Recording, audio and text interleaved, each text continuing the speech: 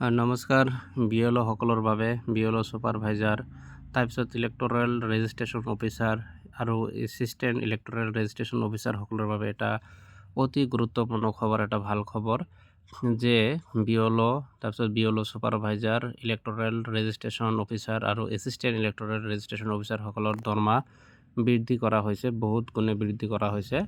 তো এই সন্দৰ্ভত এখন নোটিছ প্ৰকাশ কৰিছে আজি 2 আগষ্ট 2025। ইলেকশ্যন কমিশ্যন অফ ইণ্ডিয়াৰ ফালৰ পৰা এই নোটিছখন প্ৰকাশ কৰা হৈছে আজি 2 আগষ্ট 2025ত।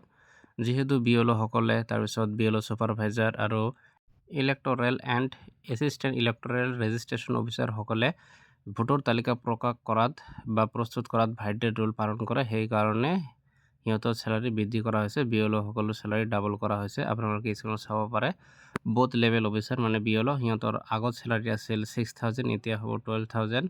তাৰপিছত আৰু বিএলঅসকলে ইণ্টেনচিভ আগতে 1,000 পাইছিল, এতিয়া 2,000 পাব। তাৰপিছত বিএলঅ ছুপাৰভাইজাৰসকলে আগতে 12,000 পাইছিল, এতিয়া পাব 18,000। তাৰপিছত এছিষ্টেণ্ট ইলেক্টৰেল ৰেজিষ্ট্ৰেশ্যন অফিচাৰসকলে 25,000 চেলাৰী পাব। তাৰপিছত ইলেক্টৰেল ৰেজিষ্ট্ৰেশ্যন অফিচাৰসকলে 30,000 চেলাৰী পাব।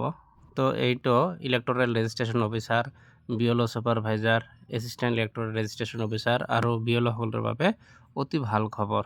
ধন্যবাদ।